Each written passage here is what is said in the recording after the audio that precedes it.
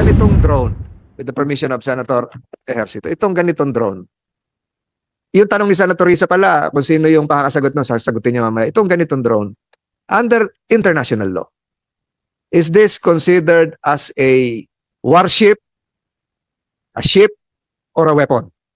So ano sa tingin niyo, attorney? Dapat ba maghintayin pa natin yung 5 weeks na forensics o mag-file na tayo ng diplomatic protest? For prudence, Mr. Chair, we need to be sure the origin of this drone, right? The DFA cannot just Ito nga, nakalagay na po doon, HY. HY is, binanggit ko na kanina yung ano, binanggit ko na yung ibig sabihin ng H1, Hayin. 119. Hayin 119. Hayi. H-A-I-Y-Y-I. Or a sea-wing glider. Sea-wing glider. Galing po sa Taijin, China. Senator JB. Thank you, Mr. Chair. Siguro anybody from the Department of National Defense or the AFP can. Doon po sa sundan ko na po yung linya ni Senator Ontiveros. Ano na po yung initial assessment regarding this drone? Whether is it scientific or military? Ano pong initial report, Yusek Madiaga? Mr. Chair, Mr. Speaker, based po sa open source, it's a data gathering equipment, and all information that this equipment can gather has commercial, scientific, and military use. Considering the strategic location of the Philippines, all available hydrographic information that can be gathered by any country would be of great advantage to them. Specifically, based on open source, this is gathering salinity, temperature, depth. It can conduct mapping of the subsurface. All of those are important for any countries that has subsurface capability, subsurface warfare capability.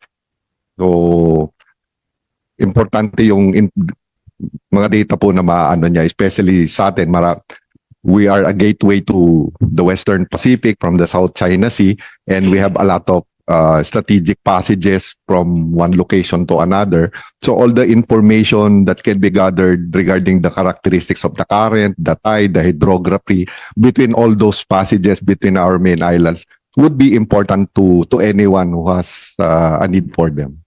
So most likely, ito po ay scientific, hindi po kaya ito pwedeng surveillance or reconnaissance drone na pwedeng gamitin. Considering our situation right now, meron tayong ongoing dispute, maaring yun nga, nakakabahala kasi pwedeng ito yung maging surveillance or baka mamaya nag-espiya na po sa atin. Thank you, Mr. Katulad po na nasabi ko, ito po is a data gathering, and all the data that can be gathered can be considered as intelligence and information that has multi-purpose of use to the military. And as far as the Defense Department is concerned, we are treating it as a national security matter, whether it is unarmed, uncrewed, but like I've said a while ago, we consider this as a violation of our territory, and it's a matter of national security for the Department of National Defense, sir.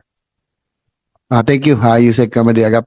Can you ask probably sa DFA, siguro si Yusek De Vega, as there any after this incident, this COVID drone, did the DFA communicate with the other embassies, particularly China, kasi mga China made po ito?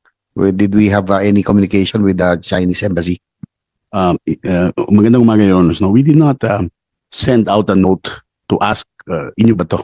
But we have not received any information as expected from any foreign state to claim ownership of the submersible. So we understand the Philippine Navy needs 6 to 8 weeks. One thing important we note, and I'd like to take advantage of the opportunity, nalaman namin to through media. So hopefully next time DND can contact us.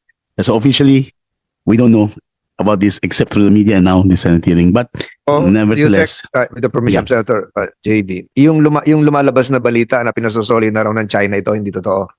no, wala pong, Parang may kumakalat na balita sa Ministry of Foreign Affairs sila na isoli daw. wala pong communication at all from China about that. But let me Go ahead. say this, no? under Article 245 of UNCLOS, the express consent from the coastal state is needed for a foreign country to conduct marine scientific research in its territorial sea. So this, as mentioned by Yusek Mariaga, could have data gathering. So marine scientific research yan, violation yan. So if China asks it, well, we're gonna protest instead. Kung inyo yung drone yan. Siguro last stop for this, Mr. Chair. Yung incident na una, no, yung nabanggit kanina ni Yusek Madriaga, yung pong yung inagaw sa atin, no, at the early part of the administration. Ibang no, at least yun talagang forcefully, talagang nakipag-agawan sila, no. Siguro yun mas may kumbaga mas may baka may military or anong satellite yun. But this one wala pa ho silang walang incident, walang claim, no, wala ring claim ang anybody, wala ho nag-claim ba. May magkaibang no, in treatment.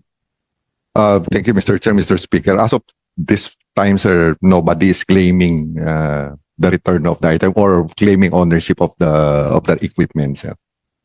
Yung last na po, what is the assessment of the DND or AFP regarding the potential strategic implications of this drone's presence in Philippine waters, considering may may endurance, medyo may long distance endurance capability siya na pwede siyang, well, sabi niyo nga, data gathering, pwede rin hong maging surveillance. So, Sir, our initial assessment, sir, it has a long endurance. It is battery powered based on initial assessment, and it has no propulsion. It has no propulsion mechanism. That way, it has no propeller of some sort. May butas daw sa likod eh.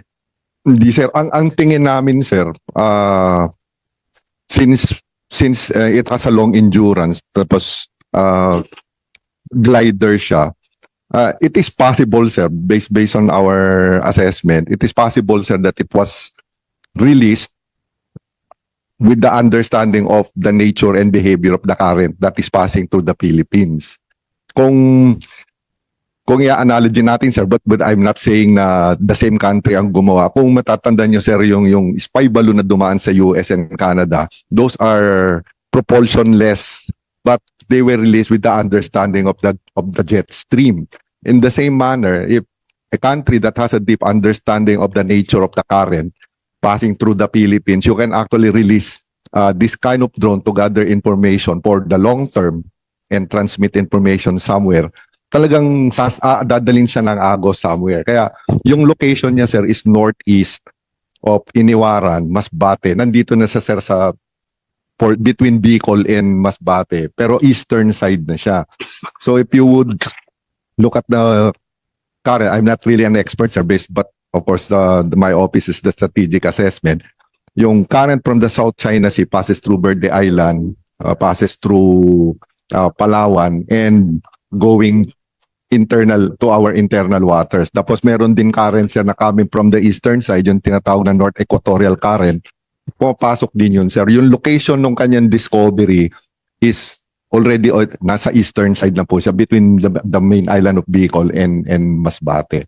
So a country who has an understanding of the nature of the current, characteristics and behavior of the current in the internal waters of the Philippines can actually release something. And Since this is a glider, this is not necessarily released from another mothership which is floating, but even from an aircraft, airborne.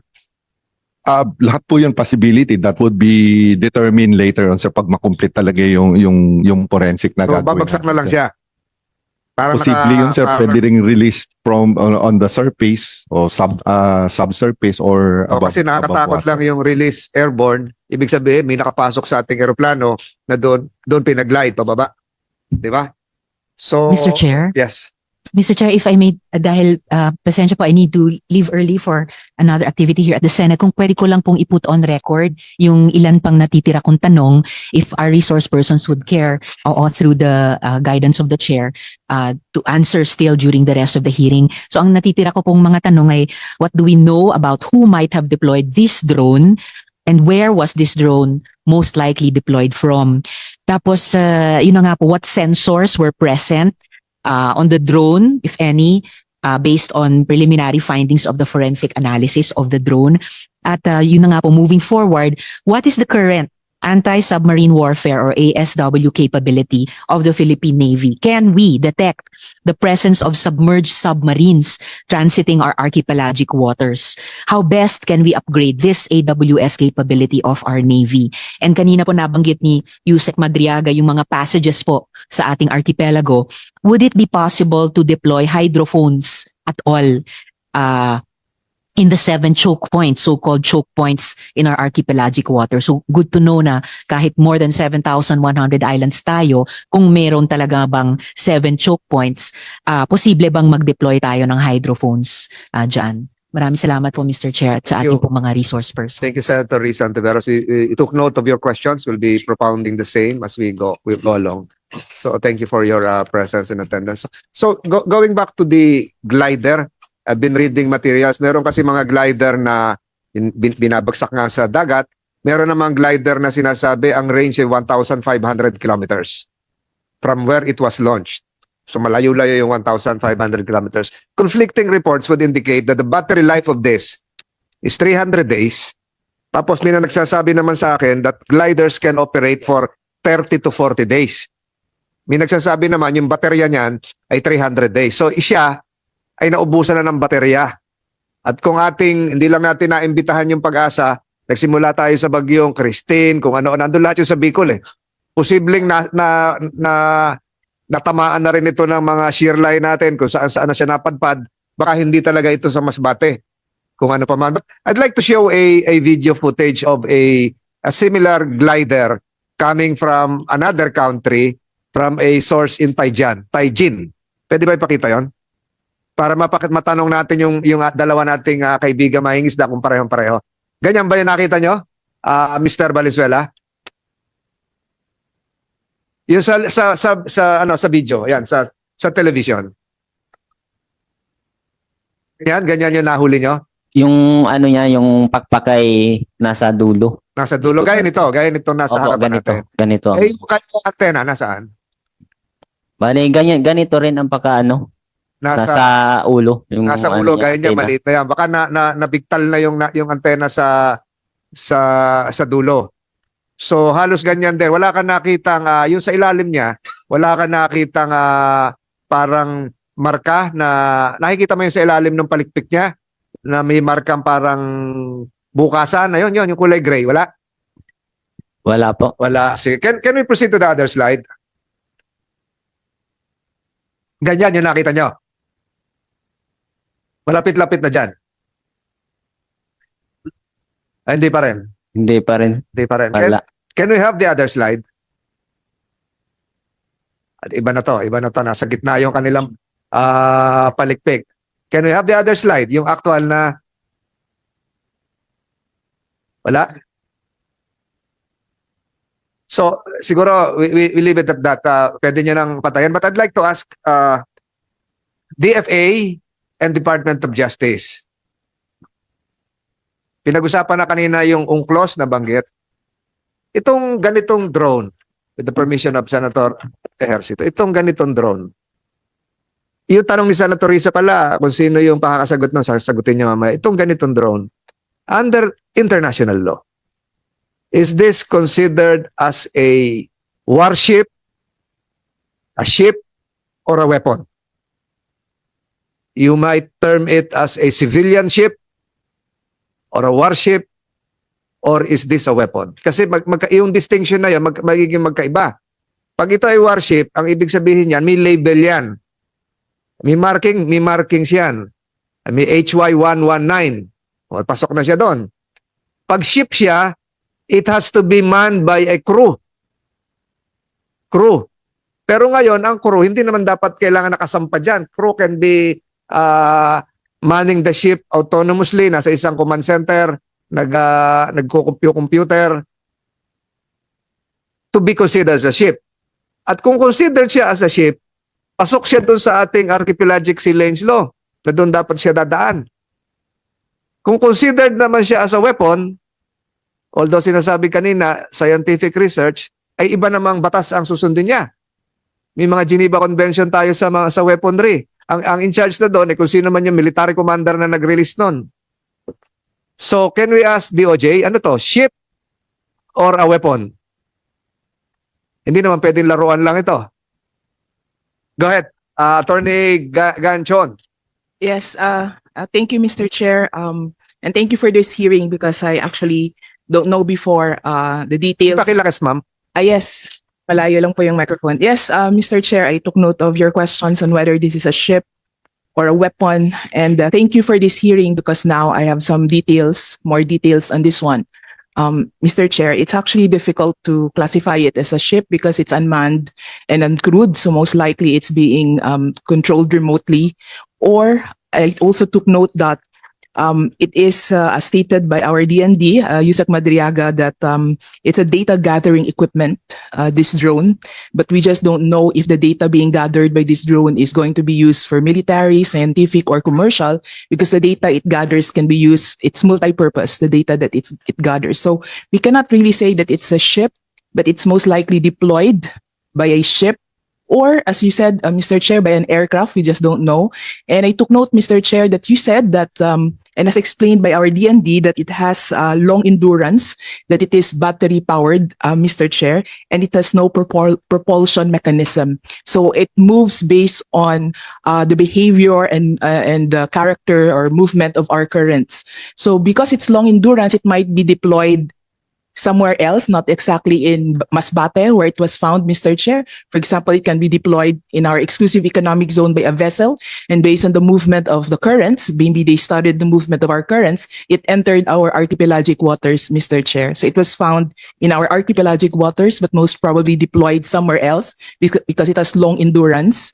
It is battery powered. It's possible that the battery got drained, Mr. Chair, so it was not able anymore to gather information, but for sure there's some information gathered inside, so there's also a need to analyze any information it was able to gather to know for sure, Mr. Chair, whether the data being gathered is for military use, for commercial use, or for scientific Hindi kaya use. yung data gathered ay transmitted na. Hindi naka-stack dyan. Hindi naman parang black box yan na nandun lang yung data. Na-transmit na niya. It's Kasi also possible, Mr. kahit Chair. ito po ay autonomous, ang tawag po doon ay merong human in the loop. Human in the loop. Yung Ukraine war ngayon, puro drones na eh. Merong human in the loop. Yung nagko-control, may military commander yun eh. Hindi naman po pwedeng ginlider siya, bahala na siya, self-autonomous na siya. Hindi, merong human in the loop. So, yung kanyang data gathered was already received by the human in the loop. At hindi po yung Pilipino. Hindi po yung Pilipino, hindi atin to, wala tayong ganito eh. So ibang bansa yung batuhan ng impormasyon na kanilang kinakalap at sila yung makikinabang doon. Hindi tayo, di ba? Kung ito ay sa scientific man, civilian purposes or military, hindi Pilipinas yun. Yes, Mr. Chair, but I just would like to emphasize that this is a violation of our rights, depending on where, for example, Violation. because Mr. Chair, we don't know where this drone was deployed. Walang Pending- permit. Una, walang permit. Yeah, pending the conclusion of their investigation. But since it was 5 weeks found, pa. Oo. yes, since it was found, Mr. Chair, between Masbate and Bicol, those waters are considered as our archipelagic waters. Ang sabi po ng ating kaibigang mangingisda, half mile na lang daw. Mr. Valenzuela, di ba? Half mile, isang milya na lang o kalahating milya? Nakuha nyo? Mga kalahati siguro. Kalahati. Malapit lang, ano? Oh. Kayan lang mo yun. Oho. So, nasa loob talaga ng municipal waters na ngayon. So, ano sa tingin nyo, attorney? Dapat ba maghintayin pa natin yung 5 weeks na forensics o mag-file na tayo ng diplomatic protest? For prudence, Mr. Chair, we need to be sure the origin of this drone, right? The DFA cannot just Nakalagay na po doon, HY. HY is, binanggit ko na kanina yung binanggit ko na yung ibig sabihin ng H1, Hayin. 119. Hayin 119. Hayi. H-A-I-Y-Y-I. Or a sea-wing glider. Sea-wing glider. Galing po sa Taijin, China.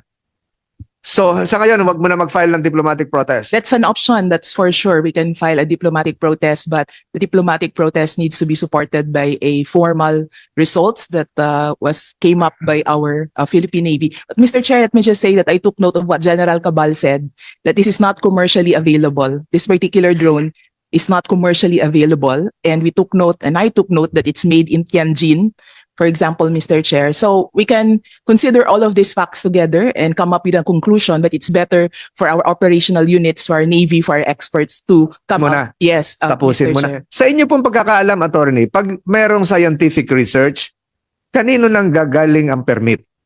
Sino nagbibigay ng permit? Ano ba to? National Security Council ba to? DNR? Or is there an interagency body na kung saan dapat mag-apply ng permits? Kanino ba ho ito?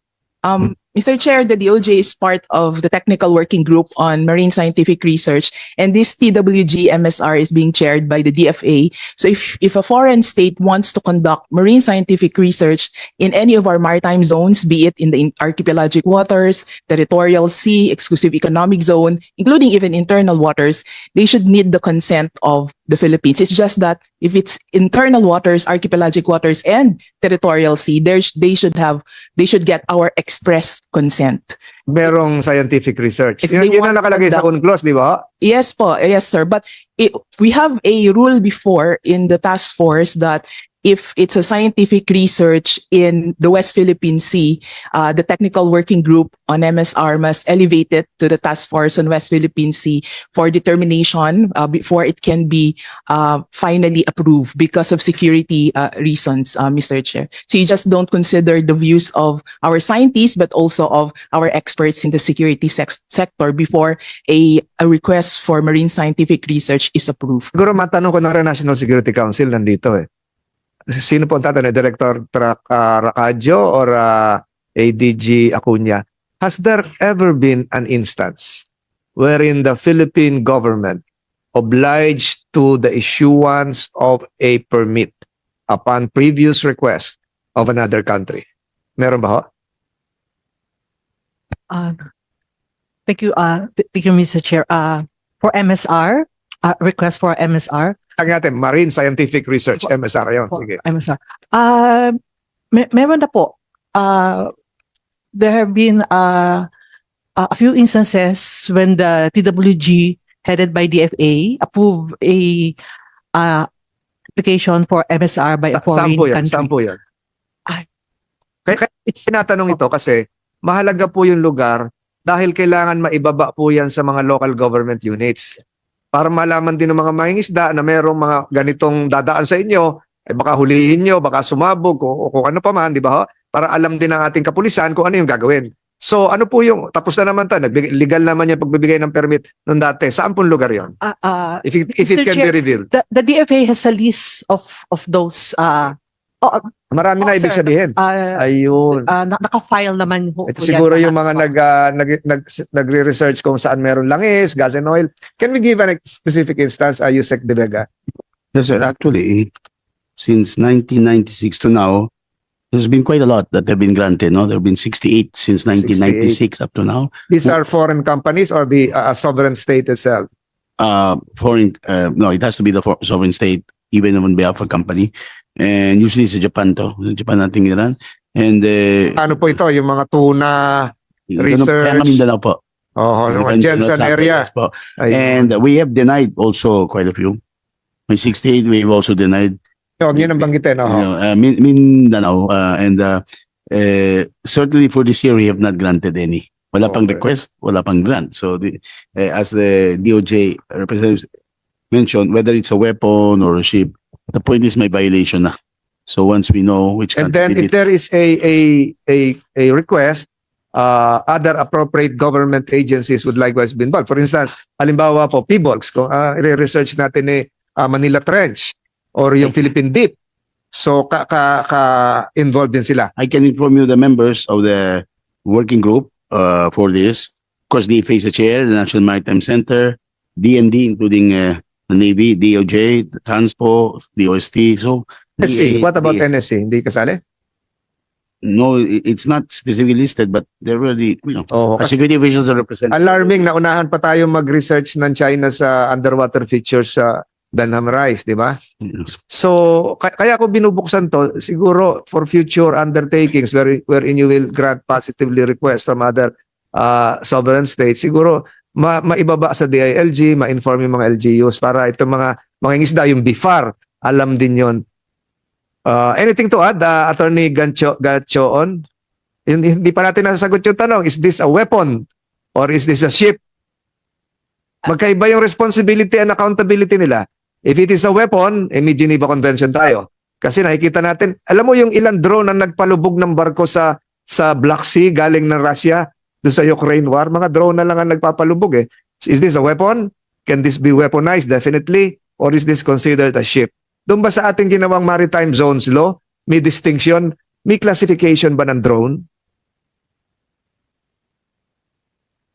There's only a provision there, Mr. Chair, on the prohibition on the conduct of research in our waters without our consent, Mr. Chair. So research can be done by a drone or a ship.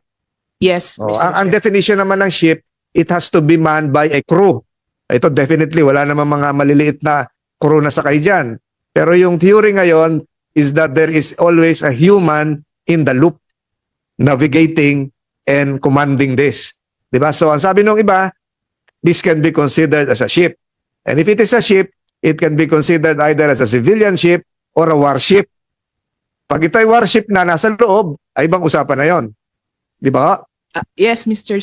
Chair. By itself, we cannot call it a ship, but since, as you explained, it's being controlled by somebody else, so it's part of that ship, Mr. Chair.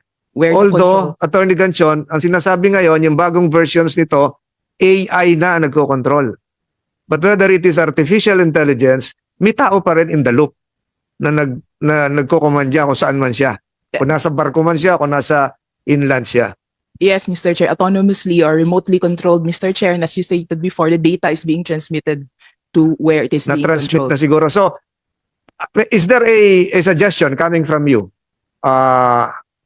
If the Philippine Navy, through the forensics, would conclude that there was an intrusion into our internal waters, is there a suggestion coming from you to utilize the penal provisions that would enable us to seek fines from whomsoever is the one in charge here?